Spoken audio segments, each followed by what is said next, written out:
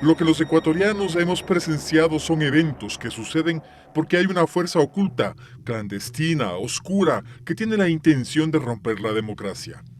Quienes actúan son peor que una bacteria que se mete en las entrañas del Ecuador para hacer daño. Hoy voy a demostrar de lo que es capaz la CIA en el Ecuador. Operación Fénix, en marcha. B312, Tracking verificado. Rojos, en el punto blanco, confirme. 0902, visibility 10. cruzamos el límite. Suelten el paquete. Get out, get out. Un operativo plenamente planificado por las Fuerzas Armadas de Colombia, en absoluto secreto y con premeditación, provocó que aeronaves colombianas incursionen en territorio ecuatoriano, sin permiso de su gobierno soberano. Han encontrado 15 cadáveres de guerrilleros, 2 guerrilleras heridas, en un campamento improvisado de la FARC a 2 kilómetros del río Putumayo, es decir, no hay cómo equivocarse en que aquello era territorio ecuatoriano. Fueron bombardeados y masacrados mientras dormían, utilizando tecnología de punta que los localizó de noche en la selva, seguramente con la colaboración de potencias extranjeras. ¿Cuándo informa usted a la Embajada de Estados Unidos de ese ataque? Son las 3 veces que yo hablé con el grupo militar y esas 3 veces era por orden del comandante general del ejército, no a disposición. Vamos a ver. Mario Pazmiño es un militar retirado. Fue director de inteligencia del Ejército del Ecuador y fue relevado de su cargo por fallas de información. Mario Pazmiño le ocultó al presidente de la República, quien es su comandante en jefe, que el ataque a Angostura estaba muy bien planificado. Pazmiño siempre protegió a sus maestros, los agentes de la Agencia Central de Inteligencia de Estados Unidos, la CIA.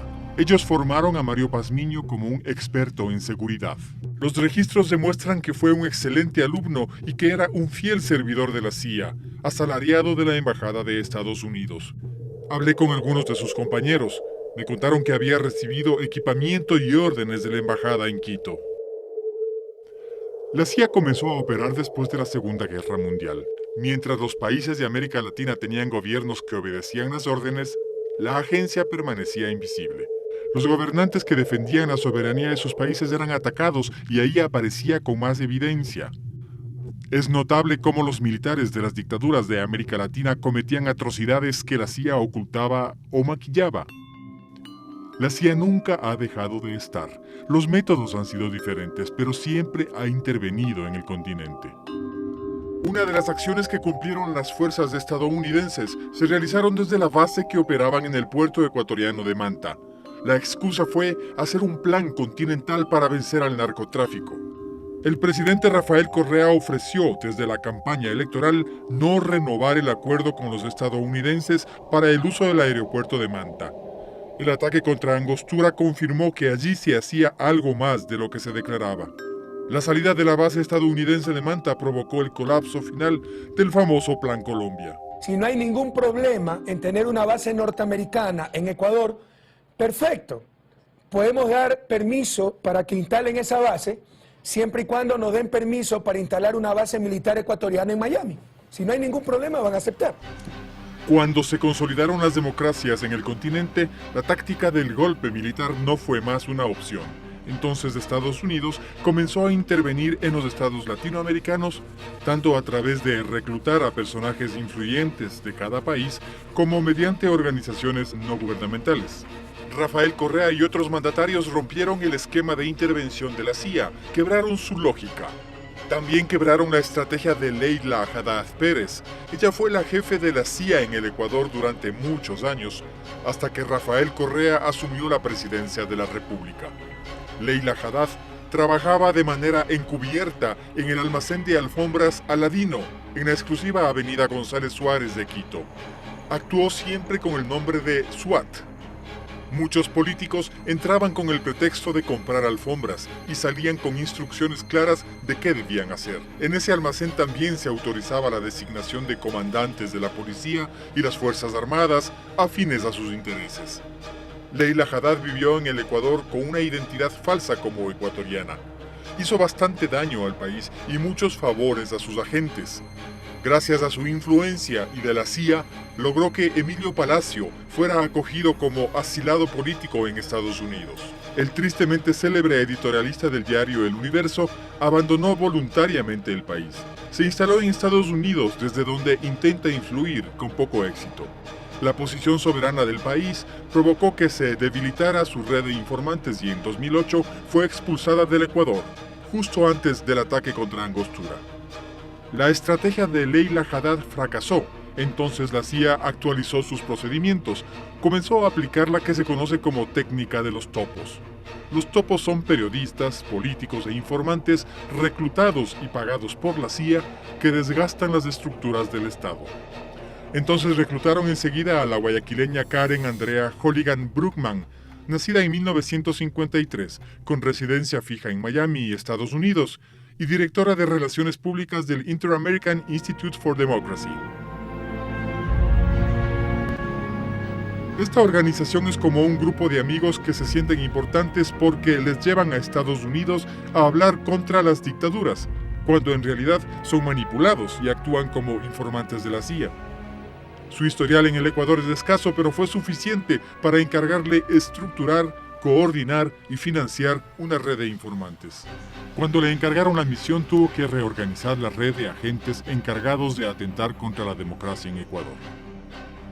El primero en ser reclutado fue, obviamente, Mario Pazmiño, pero además su lugarteniente y también ex militar, Alberto Molina. En la lista de los más cercanos de Karen Holligan está Fernando Villavicencio. Fernando Villavicencio se hace llamar periodista, pero se formó en los viejos sindicatos petroleros, en los que acostumbraba a chantajear con amenazas de paro, y llegó a ser asesor del entonces asambleísta Clever Jiménez. Villavicencio es clave en todas las acciones de la líder Holligan. Cumple sin cuestionar las acciones de desestabilización. Como no, César Ricaurte, quien dirige Fundamedios, en realidad es un tramitador de donaciones de agencias que intervienen a nombre de la CIA. Fundamedios se escuda en la defensa de la libertad de expresión, pero, en realidad, es un instrumento eficiente de las operaciones encubiertas psicológicas de los servicios de inteligencia estadounidenses en nuestro país. Karen tiene amistad con Marta Roldós, hija del expresidente Jaime Roldós. Jaime Roldós Aguilera fue electo presidente constitucional de la República después de una larga etapa de dictaduras militares. Jaime Roldós puso en práctica un programa para recuperar la soberanía del Estado sobre los recursos naturales. Pero sus intenciones se truncaron. John Perkins fue sicario económico de la CIA, es decir, intervenía para dominar la economía de los países. Perkins trabajó en el Ecuador durante el gobierno de Jaime Roldós. I was sent down as one of several economic hitmen to change Roldós, to corrupt him, to bring him around, to let him know, okay, you can get very rich, you and your family, if you play our game, but if you continue to try to keep these policies you've promised, you're going to go. He wouldn't listen. He was assassinated. Gracias a su amistad con Karen Holligan, Marta, la hija mayor del presidente fallecido, logró obtener apoyo económico para crear la Fundación Mil Hojas, una página web que dedica toda la energía en desprestigiar al gobierno. Recibe instrucciones y financiamiento estadounidenses. ¡Qué gran paradoja! Hace una década la CIA reaccionó cuando había perdido el control de América Latina. Debió actuar rápido y usar mucho dinero para financiar la intervención. Estados Unidos inyecta dinero a través de varias ONG que tienen oficinas en casi todos los países de la región. Entre ellas se encuentra el Instituto Republicano Internacional, IRI. También actúa el Instituto Nacional Demócrata, NDI, por sus siglas en inglés, que distribuye fondos federales. Una de las más representativas es la Agencia de Estados Unidos para el Desarrollo Internacional, USAID. Se creó en la década de los 60 y bajo la mascarada de apoyar el desarrollo y fortalecer las instituciones democráticas, ha menoscabado la soberanía de países. Los propios directivos de USAID reconocieron ante el Congreso de su país que apoyan a fuerzas políticas opositoras de gobiernos progresistas. Se nutre de fondos federales. Su intervención ha tenido tan poco tino que debió sufrir las consecuencias. Si quieren donar, perfecto, pero en coordinación con las políticas nacionales. Eso es lo que no han querido ciertas supuestas agencias de cooperación. Y si no quieren, no hay problema, que se vayan. Informales, hemos decidido expulsar a USAID de Bolivia. Se va a USAID de Bolivia. Pero si la USAID es mala, la que se lleva el premio es la Fundación Nacional para la Democracia, cuyas siglas en inglés son NED. NED declara que su objetivo es fortalecer las instituciones democráticas en el mundo, pero encontré un recorte del New York Times, uno de los periódicos más influyentes del mundo. En la parte que interesa dice esto de NED. Se creó para llevar a cabo públicamente lo que ha hecho subrepticiamente la Agencia Central de Inteligencia durante decenios. Gasta $30 millones al año para apoyar a partidos políticos, sindicatos, movimientos disidentes y medios informativos. Los fondos provienen del Congreso de Estados Unidos. Una de las beneficiarias es Participación Ciudadana, organización que recibió de 2012 a 2015 más de $265,000 de esta organización. Pero, ¿para qué reparten plata tantas instituciones? Me parece que hay dos cosas. La primera es que los gobiernos progresistas del continente son una distracción y Estados Unidos necesita que esté tranquilo su continente para poder intervenir en otros países del mundo. Hay una segunda razón. El gobierno soporta mucha presión de las grandes empresas de Estados Unidos para que proteja sus negocios. Los gobiernos progresistas desquitan las ganancias. La economía de mercado está diseñada para que las grandes corporaciones ganen dinero. Ellos y nadie más. A Washington no le queda otra alternativa que activar todas sus organizaciones como la CIA o USAID para recuperar el control de la región. Y un presidente como Correa puede ser un ejemplo. Porque lo que hemos vivido hace 15, 20 años en América Latina es seguir un recetario que nos mandaron desde Washington. Entonces, por eso, yo creo que él es el target más blanco. El blanco más importante y que la vida de él está en peligro. En 2015 sucedió una de estas oleadas en las que Karen Holligan lideró personalmente las acciones. Se reunió con Marta Roldós y otras 2 personas en el restaurante El Rincón del Ceviche, en el barrio Urdesa de Guayaquil. Además tuvo un largo encuentro con Fernando Villavicencio en una cafetería del barrio La Floresta, que hoy ya no existe. También con Alberto Molina tomó café en un local del norte de Quito. Una red funciona con muchos puntos de contacto. Es difícil tener seguridad de quién sabe y quién no sabe para quién trabaja, pero hay evidencias que nos permiten acercarnos a la verdad, como las siguientes. La Embajada de Estados Unidos de pronto mostró una gran preocupación por las próximas elecciones presidenciales en Ecuador. Gustavo Larrea fue un político que estuvo asociado a los movimientos sociales. Eran reconocidos sus nexos con la guerrilla colombiana y fue miembro del gobierno de Correa. Fundó el movimiento Democracia Sí con su hermano Marcelo, periodista que en el pasado escribió varios artículos en contra de la CIA. Pero los tiempos cambian. Gustavo y Marcelo Larrea informaron directamente a 2 agentes de la CIA en un almuerzo que se realizó en el restaurante Sol y Luna. Otra gran paradoja. Los anfitriones fueron Tyler Speaks, acusado de sabotear las elecciones y de atentar contra el Estado de Nicaragua. Es ahora el jefe adjunto de la sección política de la embajada y funcionario activo de la CIA. También asistió Timothy Peltier, consejero de Asuntos Políticos de la embajada y agente encubierto de la CIA en Cuba y Rumanía.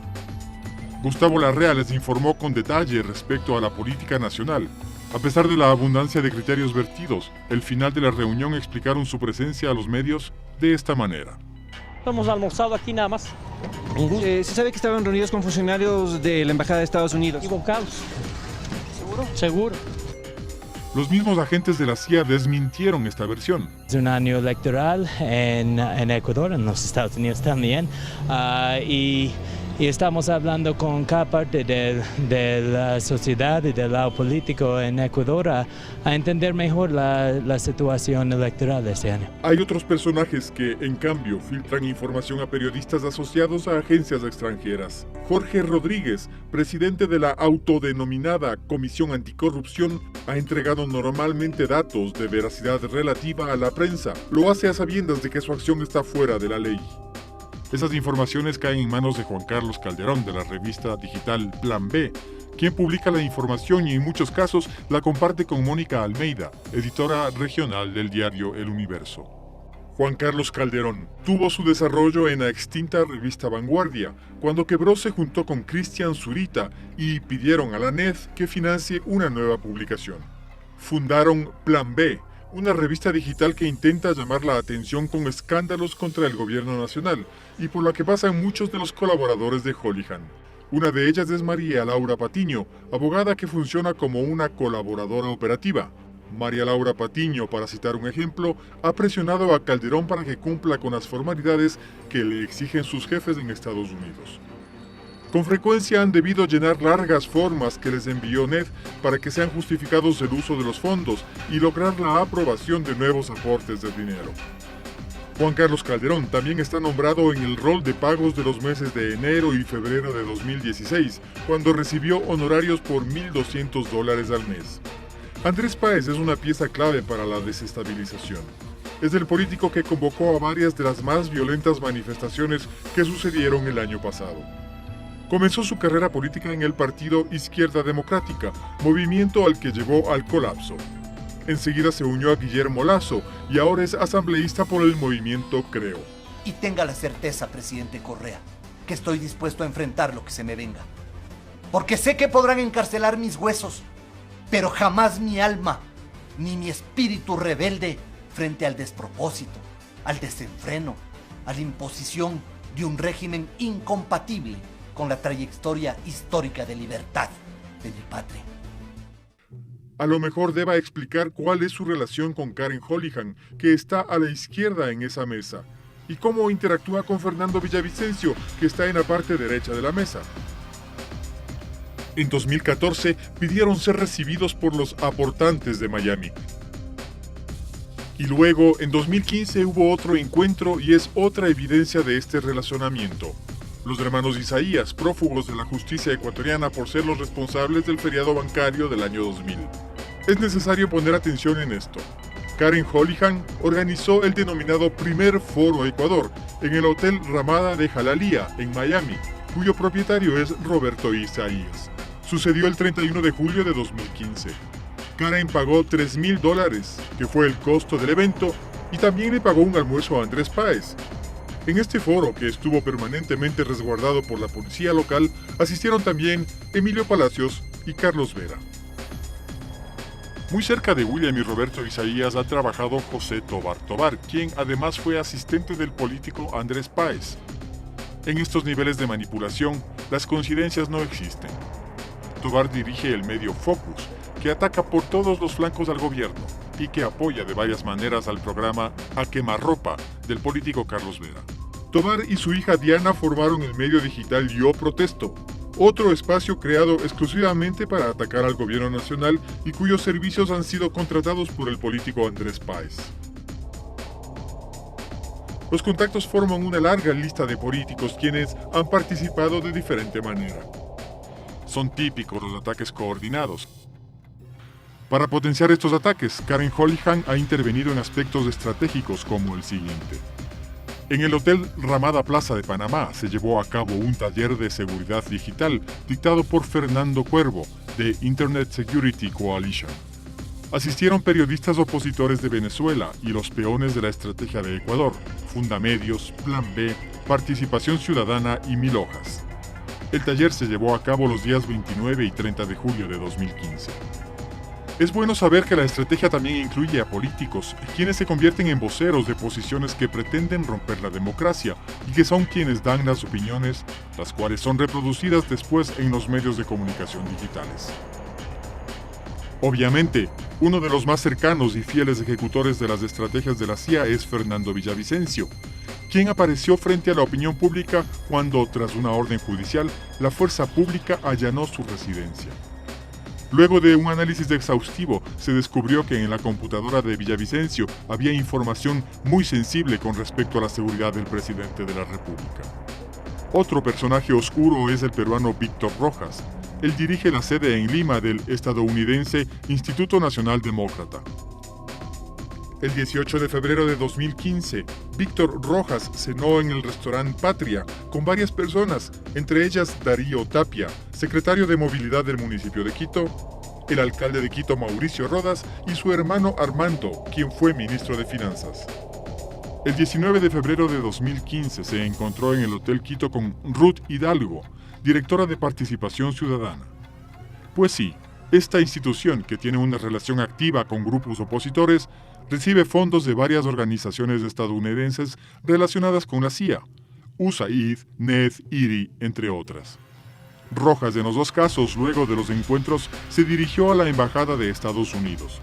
No se tiene constancia de los temas que fue a informar, pero con los antecedentes descritos no sería ninguna charla inocente.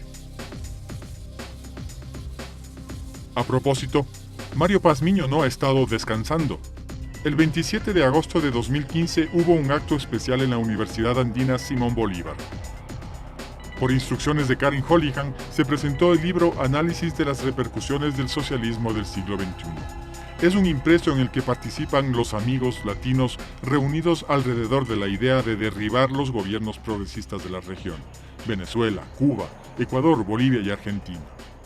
Quienes asistieron a la presentación en el Ecuador son muchos de los que están en esta pared. La CIA actúa también a través de intelectuales. La táctica es clara. Cualquier propuesta que hace el gobierno nacional tiene que ser rechazada y debe provocar enfrentamientos violentos. Primero fue la propuesta de la ley de herencias, que afectaba a menos del 1% de la población más rica del Ecuador. Luego, el proyecto de enmiendas constitucionales. Fueron sucesos suficientes para que políticos como Andrés Páez hagan lo que mejor saben: atentar contra la democracia. Andrés Páez organizó marchas cada vez más agresivas en Quito y alentó a los manifestantes a ser más y más violentos. Necesitaban un muerto. En la convulsión provocada por la CIA se encontraron periodistas que tenían antecedentes de medios digitales beligerantes. Se juntaron José Hernández con su bitácora Sentido Común y Roberto Aguilar con su blog Estado de Propaganda, ambos espacios destinados exclusivamente a atacar al presidente de la República. También se integró Gabriel González, de Crudo Ecuador. Él es otro de los que ha recibido fondos de Fundamedios por $24,000, además de dinero del municipio de Quito. Y por último, el periodista Martín Pallares, quien fue separado de Diario El Comercio. El año pasado, Martín Pallares fue comisionado por sus socios para buscar dinero en Estados Unidos. En octubre de 2015, Martín Pallares se reunió con los encargados del hemisferio sur del Congreso de los Estados Unidos, a quienes les pidió que financien el periodismo digital. Se encontró con los donantes de Fundamedios y los directivos de NED, de Freedom House y de IRI. Luego con el director del hemisferio sur del Senado de los Estados Unidos, quien ofreció presionar para conseguir financiamiento para su propuesta de periodismo digital. También tuvo un encuentro con Roger Noriega, quien fue subsecretario de Estado para Asuntos del Hemisferio Occidental y embajador de Estados Unidos ante la OEA. Así nació la revista digital Cuatro Pelagatos, con dinero de la CIA. Digo yo, una cosa es hacer periodismo, otra diferente es hacer partidismo, como han hecho por años Pallares, Hernández, Aguilar, Calderón y Zurita. Pero recibir fondos de la CIA como pago por oponerse cambia por completo el panorama. Eso tiene otro nombre. Hubo muchos como Karen Holligan en el pasado y habrá muchos en el futuro. El Ecuador nunca podrá dormir tranquilo. No pensé que la CIA influenciara tanto en el Ecuador, y esta es solamente la punta del ovillo.